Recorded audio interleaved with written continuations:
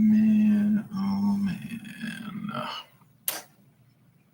The NBA season has concluded. Now, let's see what we got here.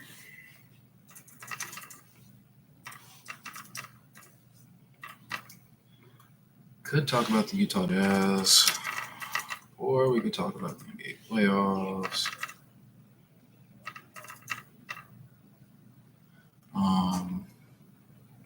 Let's see.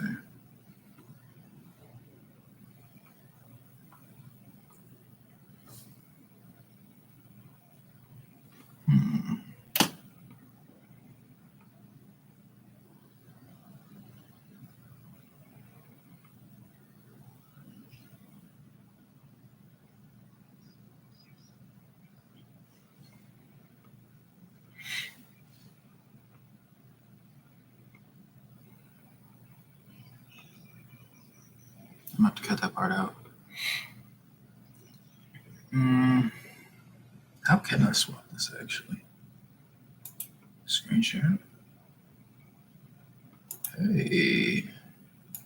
This goes. Nice. Okay, that's a lot easier than I thought it was going to be.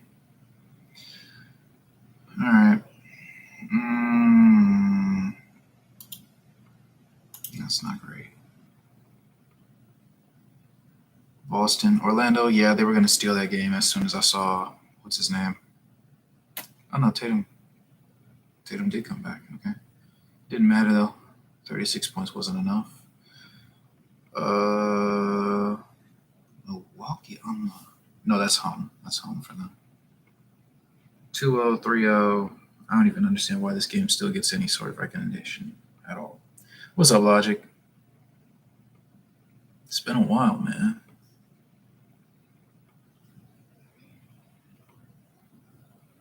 Tune into this for comedies.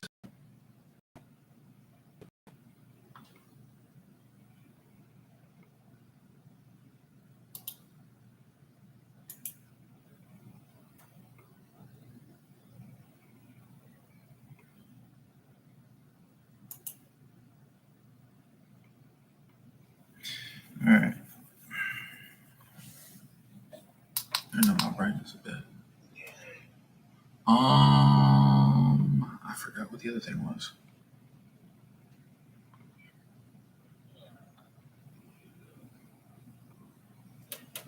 Let's see. We have... Well, this one was basically over.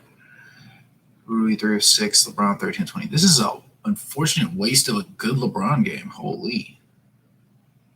Luka's the one that's dragging in this one. 6 of 16, 2 of 8. Dorian Finney-Smith, for the most part, I guess, did his job. Gabe Vincent. Jared Vanderbilt played 12 and a half minutes. And then you had Jordan Godwin. Somehow found 11 minutes on the court. LeBron across 40 minutes of action trying to steal Game 3. It was not enough.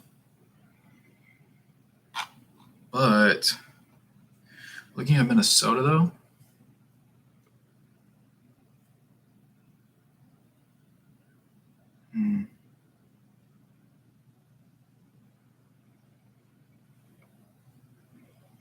Ant was incredibly efficient. Holy. 5 of 10 from beyond the arc is nasty work. 0-4 from beyond the arc, Jaden McDaniels. That's good to see. Between him and Julius Randle, 1 for 8. That's a lovely shot diet that the Lakers would love to see. Dante DiVincenzo going 2 of 8 is unexpected. All in all, a decent 34.3% from three-point range off 35 attempts. Lakers took 5 more, shot 10% better, somehow still managed to botch this one, of course. Because they're the Lakers, it happens from time to time. Rudy Gobert playing 25 and a half minutes and not getting a single recorded shot attempt and going a 1 of 4 from beyond from the free throw line is actually hilarious. You said, yeah. However, we have a lot of upside for next season. Collier could keep running away with the point guard spot. Yeah, I definitely expect Isaiah Collier. Speaking of which, we can jump that way right now. Isaiah Collier. I love Stats Muse. Is Stats Muse on here for me? Yes. He finally made it on the big page.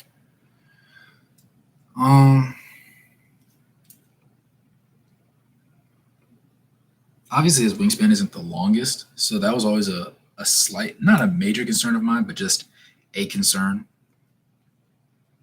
But the simple fact that he's gotten better and a little bit less turnover prone.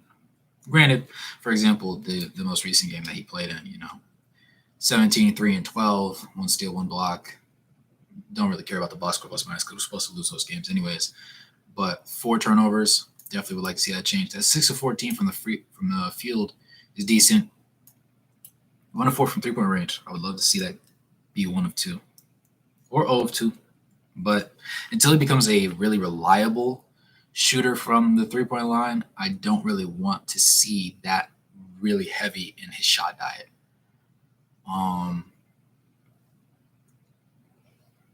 Overall, though, the way his months went month after month was actually really impressive. Single-handedly bringing up his field goal percentage because it was high 30s, I believe, like midway through the year, like January time. It was like 38%, 38.5% from the field. That 3-point percentage, again, nasty work. But it's okay. It's okay for now. Granted, we have, 8-3, 6.5, about a steal, 26 minutes a game, 49% true shooting. Yeah, I don't hate that. Meanwhile, Keontae George messed that up. Okay.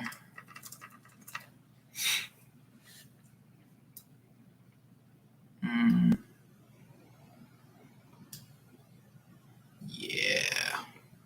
Like, 17 points is cool. About 4 rebounds, 5.5 assists. But 39% from the field, 34% from 3 is obviously a 10% difference between himself and Isaiah Collier. 81% from the free throw line. Obviously would lead you to believe that he should be a really good 3-point shooter and by proxy a really good overall field goal percent shooter from the field. Still hasn't translated. Here we are, just to make sure I'm not being too biased, look at a full picture of the numbers, 67 games. So yeah, solid sample size considering all things compared to last year. This is 8 less games overall. 4 more minutes of action, 4.5 extra minutes of action per game, upped it by about 4 points, upped it by 1 rebound, upped it by 1 assist. A little sprinkle of steals, same blocks. Makes 1 more field goal while attempting 3 more. I just now realized he shot 39.1% in both. That's actually bad. Yeah, that's not great. But it's here. You know what I'm saying? Yeah, that's what they originally signed up for. Upping his 3-point attempts from 6 to 7.5, borderline 8 most games, was a questionable decision, seeing that it didn't yield anything impressive. Obviously, he made a little bit more, but for a 0.9% increase, it's just not worth it to me. That's not a great shot to take for him at the moment. Could change. More free throws, percentage went down. I'm not really concerned about this because this was the percentage last year where I was like, okay, well, in theory, coming into the offseason, full offseason of prep work, he should bump this to like 43%. I thought this overall field goal percentage was going to be at 43. We did not get 43. We didn't get 36 over here like I was hoping we would. I thought he might be able to squeeze 37 or 38% out, honestly, because like being a mid-80s free throw shooter, granted it's only 3 attempts a game, but 3 times 75 games, 150 plus, that's 225 free throw attempts, at least, maybe 226, but that's a pretty decent sample size, to be honest, especially with his particular play style and how 3 reliant he tends to be on offense. Turnovers is really the only thing that he has on Isaiah right now. 2.5, 2.7 this year. But I mean, even he's still slightly better than the Flame himself, Jordan Clarkson. But I do need to look over Jordan's numbers because he's had a lot of stretches where he wasn't playing much of anything.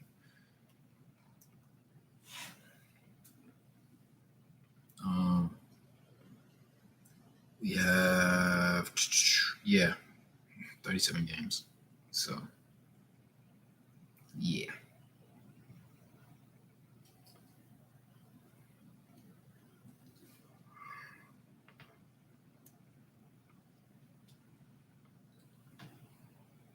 16, 3, and 3.5. Not crazy at all. Overall field goal makes went down. Overall field goal attempts went down. Field goal percentage obviously went down as a result. This is right after the year where he set his lowest field goal percentage shooting. He said, I'll double it. And on slightly less attempts than both previous seasons, he also managed to shoot lower. He did, however, shoot 36% from three, whereas last year he shot 29%. So that's a stark difference. Got to give credit where credit is due. And this is honestly his highest since being in a Jazz uniform. Well, since his first year during the trade. Then obviously, he did back into he does do that every now and then. 80, 80, 70, 70, 80, 80, 80, 80, 70, 80s, 70. So back in the 80s again. And he's not really underneath the 80s, honestly, in this one either. But yeah, I don't know. It's just a whole lot going on. Let me see something.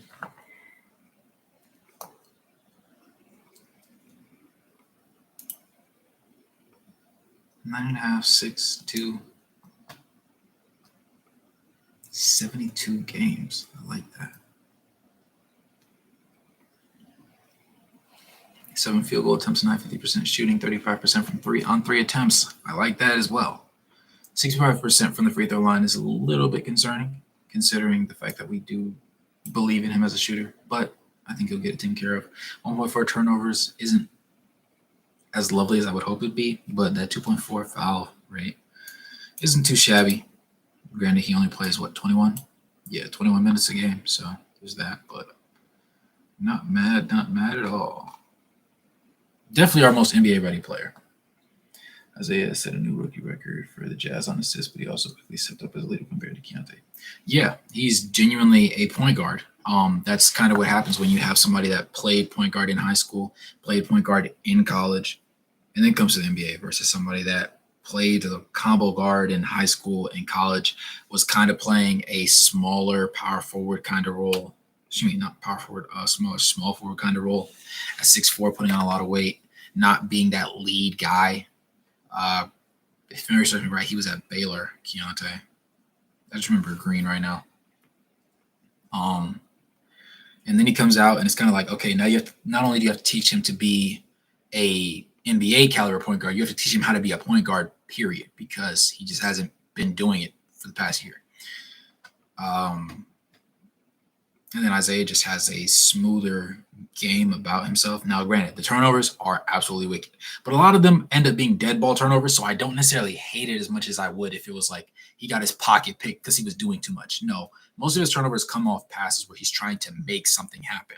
He's trying to direct traffic. Then he's trying to make sure the shooter's open, throws the rock. Oh, it gets stuff like it goes out of bounds. Oh, it slips off somebody's hand. I can live with those. It's the ones where it looks at it, when you look at it, it's just kind of like a bonehead mistake where things actually start to irritate you a lot.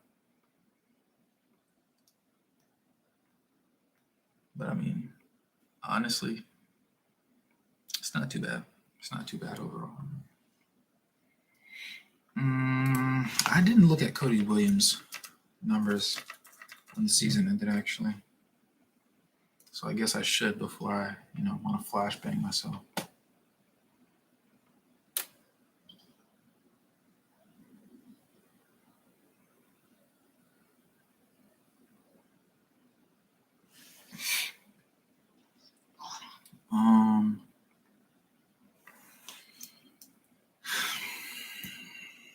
I knew it was going to be a project year. This is kind of underwhelming, though. I remember when they said that the 190 was a little bit of a stretch because he actually was like 178 barefoot, which is scary. Because as much as we might think that we want him to be his brother, he's just quite simply not his brother. Straight like that.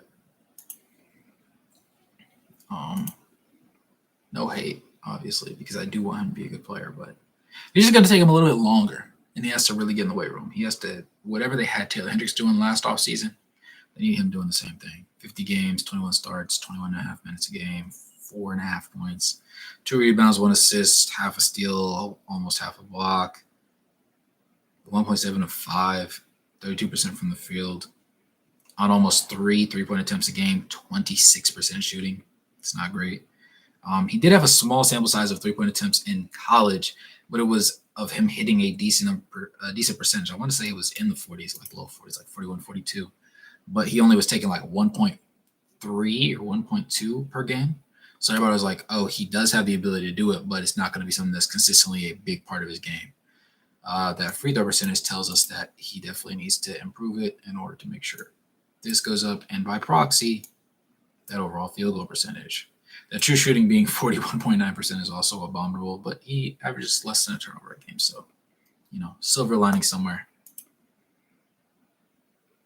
And let's see. Moving up the list, we can go. What's his name? I'm seeing him. Beard. Fade. Bryce. Yeah. Bryce and some. All right. We have.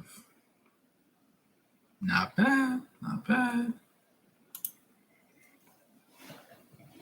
Up 2 minutes overall. Doubled his games, basically. Really healthy this year. Still not perfectly in shape, but I liked what I saw. 20 minutes of action, 11 points, 3 rebounds, 1.5 assists, half a steal. Almost got better in almost every category. Well, except for these two. But it's marginally within both, considering it was 32 games and you double the sample size. 45, almost 46% shooting. This was the jump I was expecting from Keontae George coming into this year. Increase in field goal attempts, right? Increase in overall production. That was the thought process behind it. We obviously have him last year in those 32 games shooting about 3.5, only canning almost 30%. This year on an increase up to 5, almost 5.5 3-point attempts a game, 42% from 3-point range. Very, very sizable number. And again, that free throw percentage, even though it's on low attempts, 1.3 last year, 1 this year, that tail of it being 89%, 90% tells you he's a marksman from there. So in theory, his form and technique should be great going across for 3-point attempts and even mid-range jumpers all across the board, which is mostly the ideal thing. True shooting by proxy also went up 51 up to 61, whole 10% jump, which you love to see. And then still 1.5 turnovers. Defensively, still concerning. But overall, I enjoyed everything that he brought to the table for us. And as a matter of fact, I didn't want to reach too deep today because I did get on late. But we can go Walker Kessler. I'm going to leave Lowry and some of the older guys for tomorrow, probably. Maybe next Thursday night.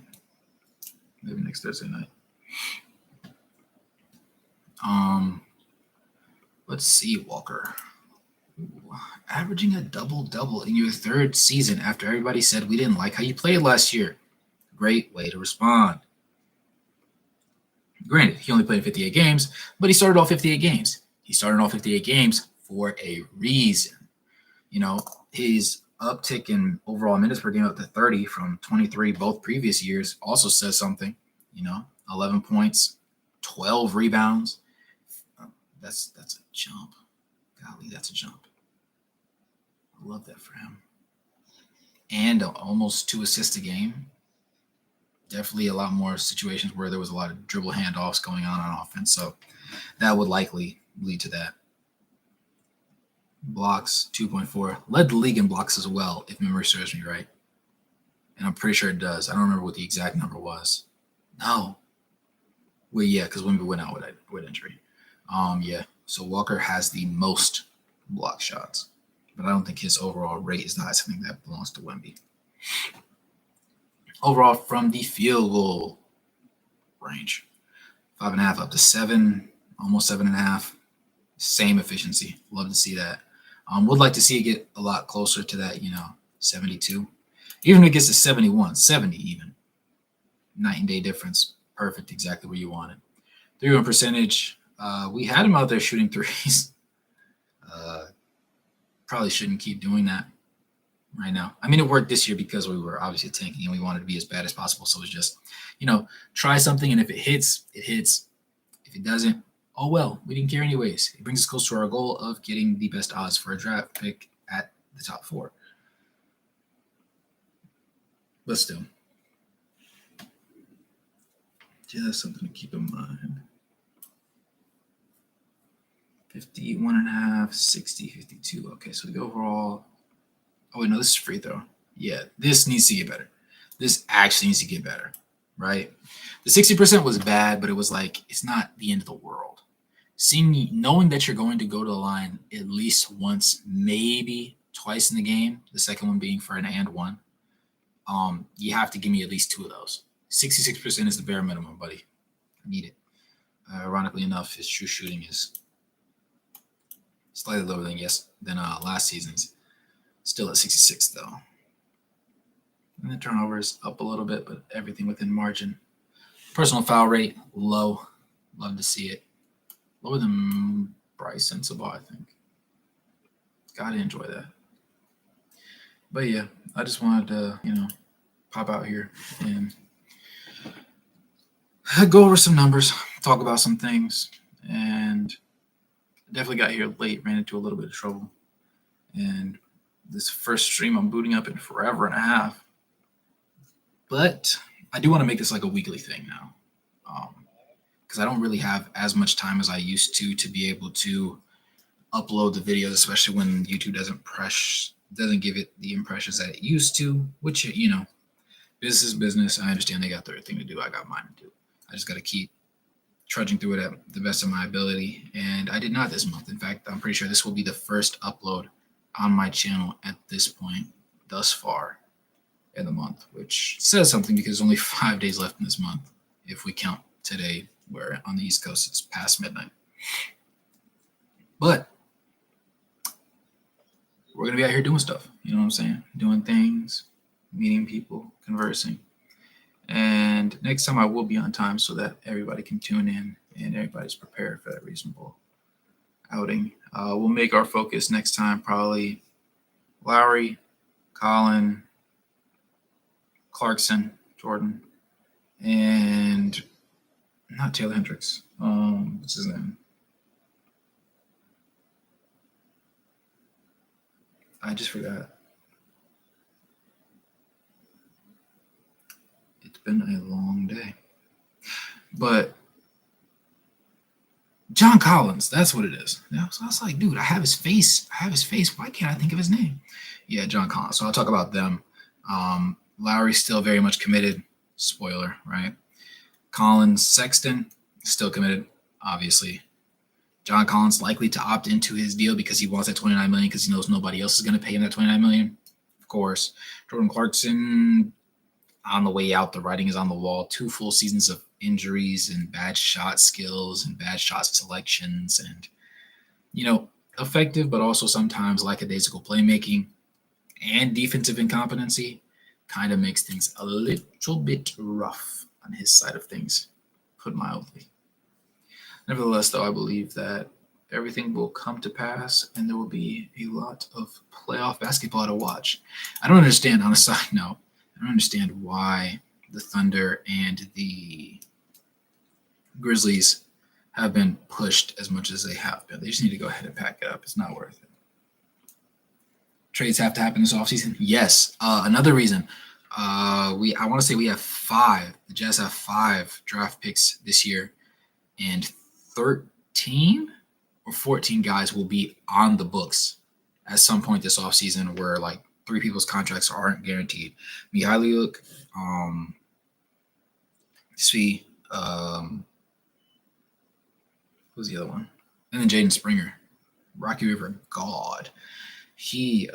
Both of them have contracts that don't immediately get guaranteed until like a month into the offseason. So it'll be interesting to see if we keep them, if we try to trade them, or like what goes on there, or if we just try to package together some of our second rounders and slide a pick in next year's draft, maybe around the Filipowski range, or just package them together, get us a late first. That would be lovely too. We just don't want to overcrowd ourselves and saturate ourselves with too much youth because if you have too much youth and not anything proper to guide them with, well, you're just a bunch of kids lost at sea. And being lost on that NBA basketball court is not something that you want to see at all. But yeah, appreciate y'all tuning in. Logic, as always, I appreciate you, brother. I got to figure out some way to be a little bit more consistent with my work schedule. Working overnight it's easy to come up with ideas for different videos and stuff or different topics you want to talk about, but when I can't just get on and just like do like most streamers do and just like start talking about it and everybody immediately is like, hey, we're all free at the same time of day because we all stay in different places in different time zones, not being able to do that and then trying to record videos and having issues with equipment and stuff like that. Just got to get all the ducks in a row and find that fire again.